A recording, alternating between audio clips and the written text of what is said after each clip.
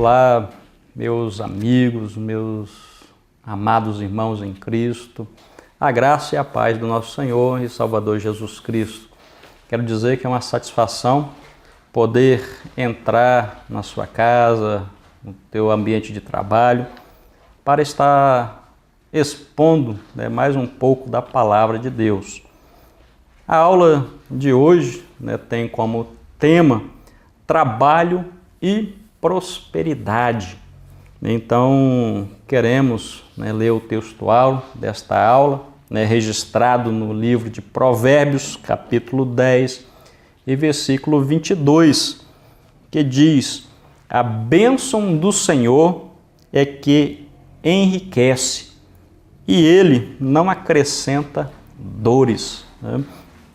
Queremos dizer que esta aula está dividida em 4 capítulos, e queremos então fazer uma abordagem sobre esses capítulos. Não sei se daremos para esgotar este assunto devido à sua extensão, pois tem muita coisa aqui para nós estarmos então avaliando, estudando e comparando. Então, como vimos na primeira aula desse trimestre, dessa revista, os recursos então linguísticos que permeiam todo o livro de Provérbios são parábolas, comparações, alegorias, fábulas, o próprio Provérbios, dito enigmático, podemos ver ainda símbolos e argumentações ou apologias. Então, todo o livro de Provérbios, toda a sua extensão, o seu conteúdo, nós vamos encontrar esses recursos linguísticos, então, empregados por seus escritores. E podemos observar que Salomão, então, ele lança mão dessa linguagem metafórica para expressar o real significado do conceito a respeito da realidade. O autor, então, ele utiliza-se das seguintes metáforas.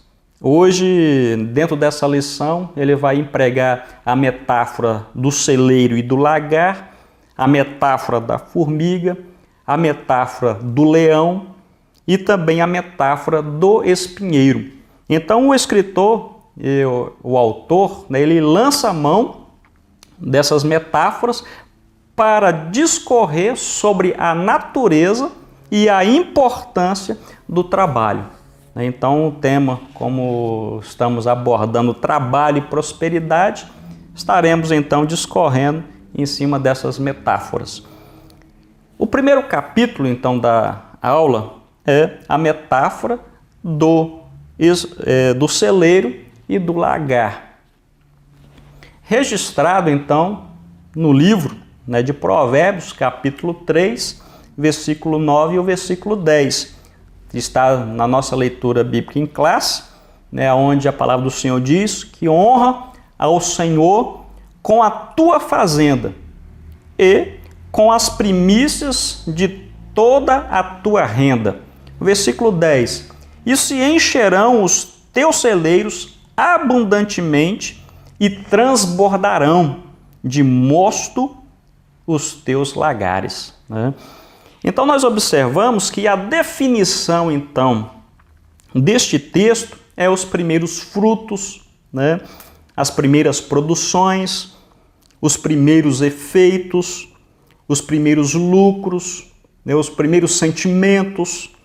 Então, a referência aqui sobre primícias, registrado aqui no versículo de número 9, olha lá para a lei, registrada ali no livro de Deuteronômio, capítulo de número 26, onde então o adorador toma anualmente dos primeiros frutos da produção do campo.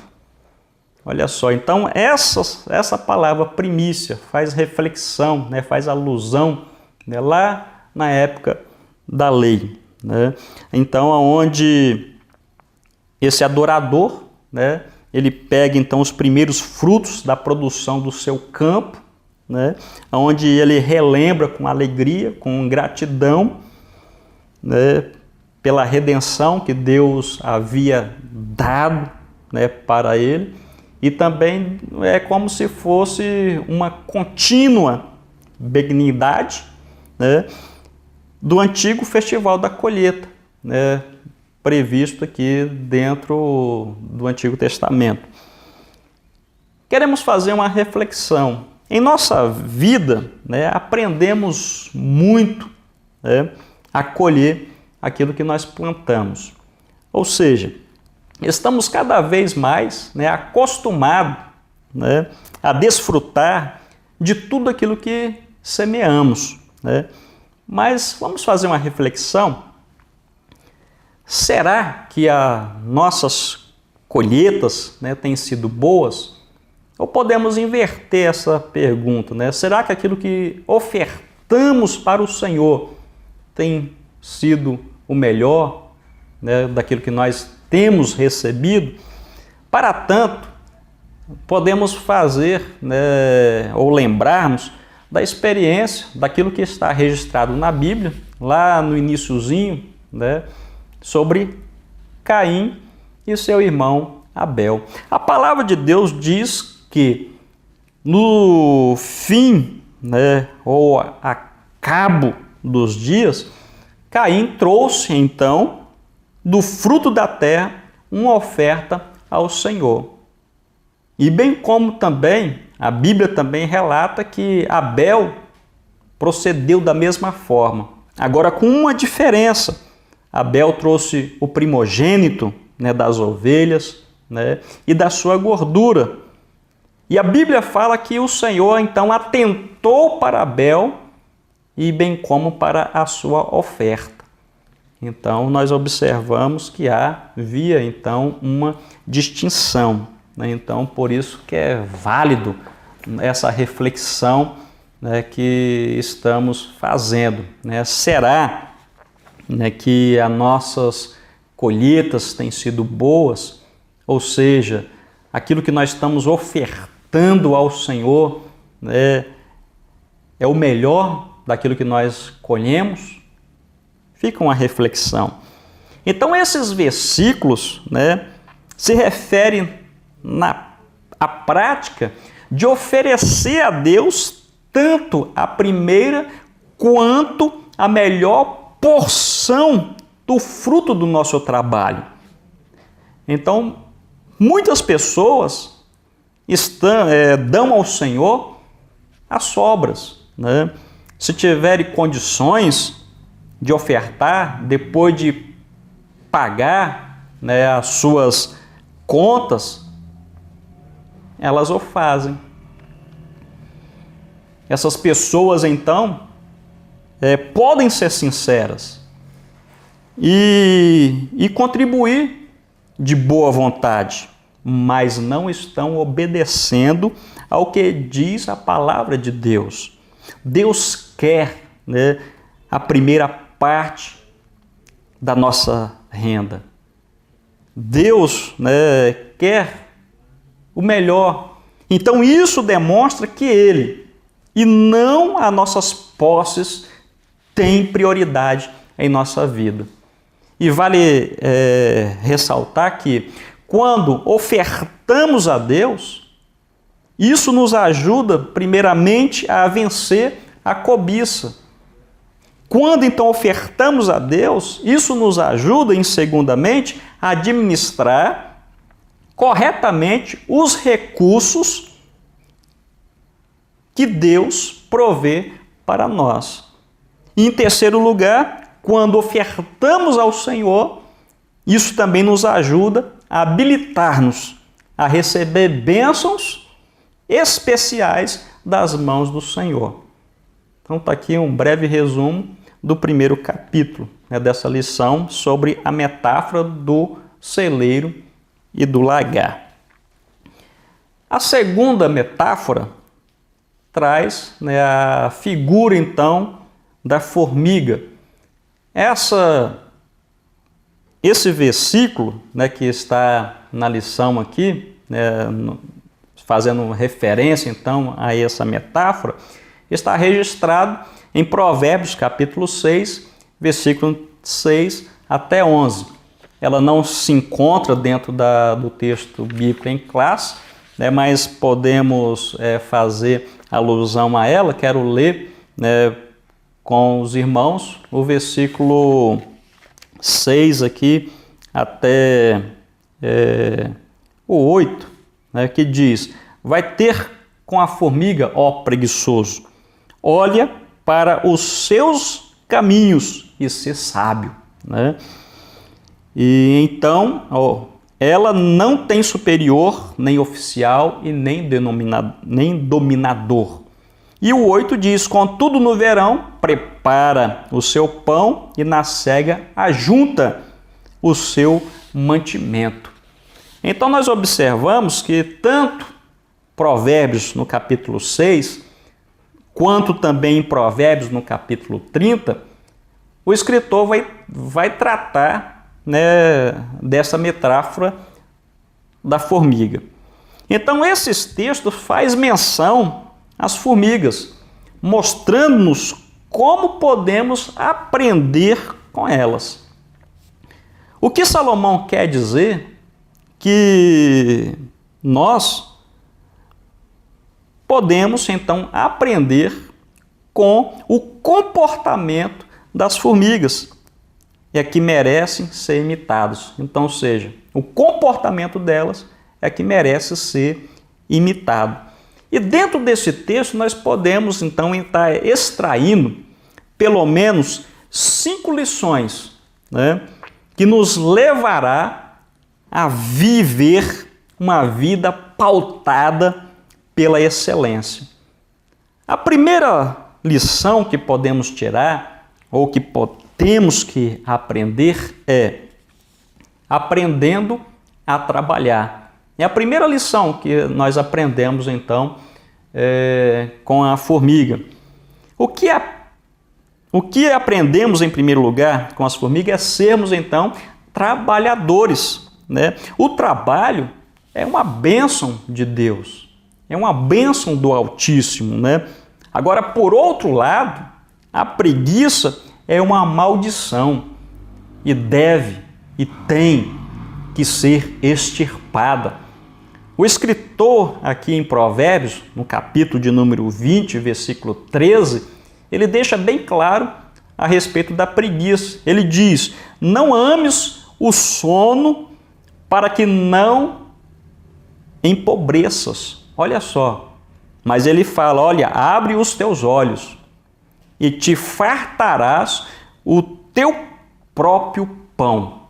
Então, a advertência aí para não amar, né, o sono, mas, ou seja, trabalhar. Então, a primeira lição que nós podemos tirar para a nossa vida é aprendendo a trabalhar.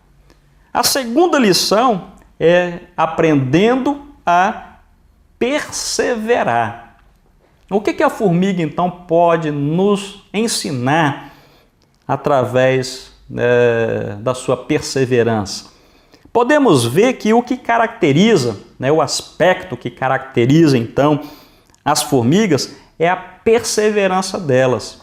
Podemos ver que há, então, uma admirável teimosia nas formigas, em questão de quando estão carregando, né, alguma coisa e elas não conseguem, elas vão tentando, elas continuam tentando até atingir o seu objetivo.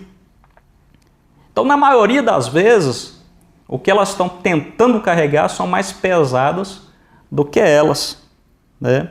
Mas elas não desistem até alcançar o seu alvo. Então, elas são incansáveis, né? Em todo o tempo, elas estão trabalhando. E podemos ver que elas não olham, então, também para o tamanho, né, do desafio. Isso não impressiona, né, a elas, se a tarefa é grande ou se a tarefa é pequena, né? Elas vão e fazem e enquanto não cumpre com a sua missão, não param, né? Essa é a segunda lição. A terceira lição, que esse texto nós podemos tirar para a nossa vida, através dessa pequena criatura, é aprendendo então a ser organizado. A Bíblia diz que elas, né, apesar de ser então um povo sem força, elas são mais sábias do que os sábios.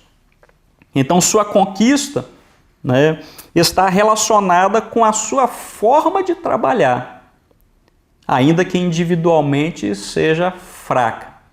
Então ela compensa essa fraqueza através da sua organização. Então as formigas trabalham em colônias, não são independentes, e nós observamos que o trabalho que elas fazem para um todo, né? Não individualmente, né? Mas para a coletividade. A quarta lição que nós aprendemos dentro desse texto é a ser autodisciplinado. Olha só, é interessante observarmos que a Bíblia diz que a formiga não tem chefe, né? Contudo, trabalham sem que ninguém fique empurrando. Chega aí, vamos trabalhar, gente, né? Você está parado aí de braço cruzado, né? Então a formiga não precisa ninguém ficar ali cutucando, ela está o tempo todo trabalhando. Então só quem é disciplinado ou autodisciplinado é que cumpre, né, com as suas tarefas e sem que ninguém precise ficar cobrando. Então a autodisciplina nos leva às conquistas, né? Olha só, a autodisciplina nos leva às conquistas, pois mesmo quando não há ninguém por perto para nos cobrar, né, nós fazemos o que tem que ser feito, porque somos então responsáveis. A quinta lição, né, que esse texto também tem para nós é que temos que aprender a se prevenir, ou temos que aprender a ser prevenido, né? Então o Provérbios ainda diz que as formigas preparam a sua comida no verão. Mas o que isso tem a ver? Nós podemos ver que esse é mais então um aspecto da sabedoria inerente às formigas, porque elas reconhecem o tempo e sabem poupar para poder enfrentar os dias de dificuldade. Olha só, então tem muitas lições que possamos estar extraindo, né? Mas fica essas 5 lições, né, para que nós possamos então estar meditando e aprendendo com elas. Bom, o terceiro capítulo aqui desta lição diz sobre a metáfora do leão. Ela se encontra aqui dentro da leitura bíblica em classe, na nossa revista, aqui em Provérbios capítulo 22 e o versículo 13. Então, essa terceira metáfora que a lição destaca é o que contrasta o preguiçoso e o leão, né? Então diz aí o preguiçoso, um leão está lá fora, serei morto no meio das ruas. Provérbios 26 e 13 ainda diz, né? Está escrito, diz o preguiçoso, um leão está a caminho, um leão está nas ruas.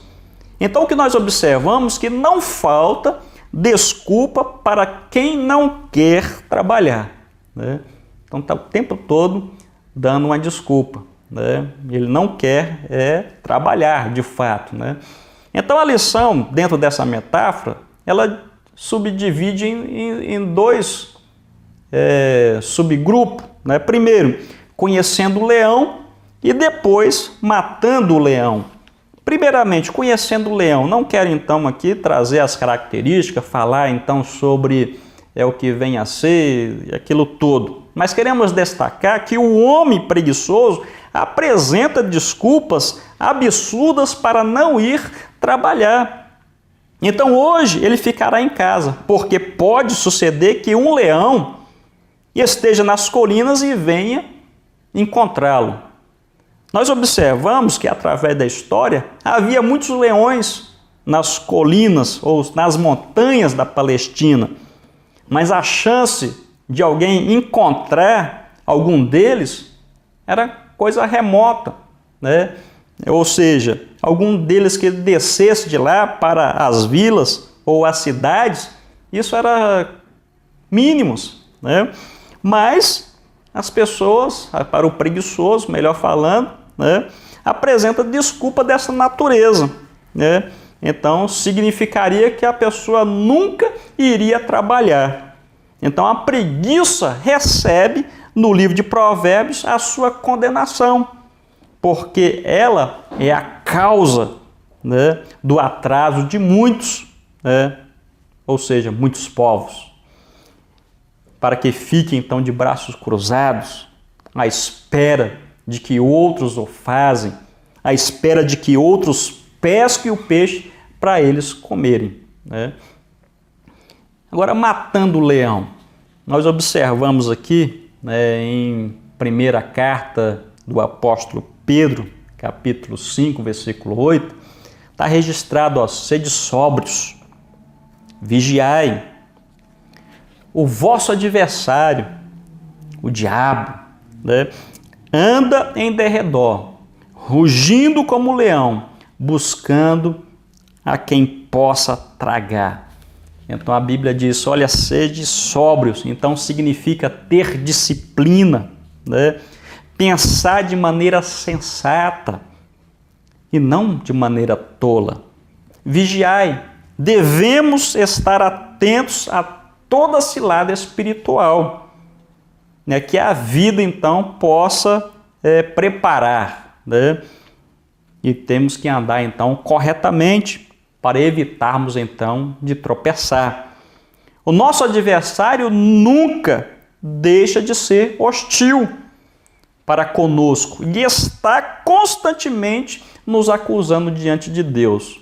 Lembra daquela passagem de Jó, onde os filhos de Deus se apresentaram perante o Senhor e lá estava então Satanás no meio deles e estava, né, acusando a Jó, né?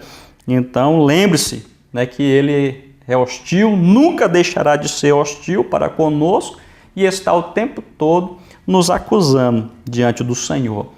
E a Bíblia diz ainda que ele está bramando, né, como leão. Satanás é astuto e cruel. Ele nos ataca quando menos esperamos e sua intenção é destruir-nos completamente. Bom, meus amados irmãos, estamos terminando o nosso tempo, mas rapidamente o quarto capítulo da lição fala sobre o trabalho e a metáfora então do espinheiro.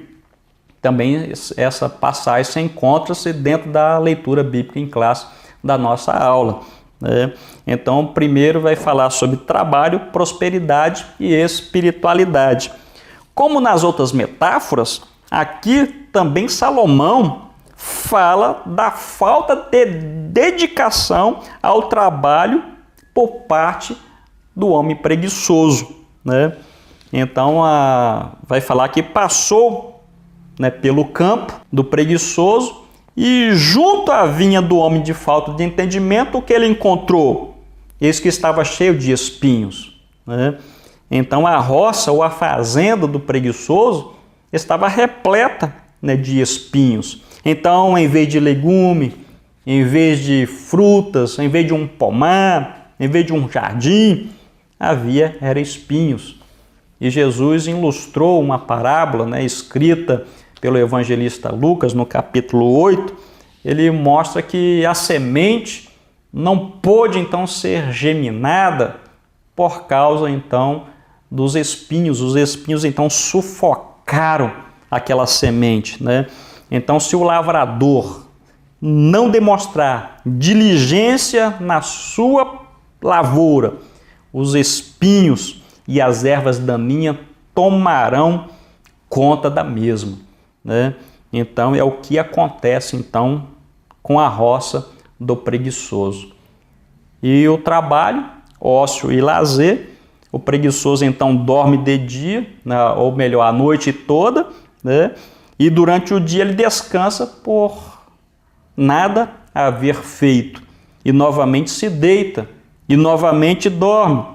Ele faz do sono então o seu objetivo de vida, bem como o seu estilo de vida.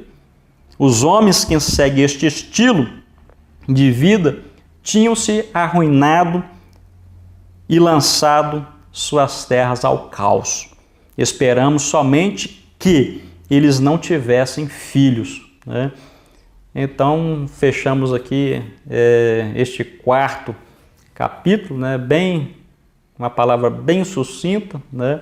Pois o nosso tempo já acabou, mas queremos agradecer, né, por ter permitido entrar dentro da tua casa, né, dentro do teu trabalho, né, e quero dizer que continue, né, conosco, acompanhando a nossa programação, né, e até então o próximo programa Escola Bíblica, né, transmitido aqui diretamente da TV ADNP. Um grande abraço, fique com Deus, até o próximo programa.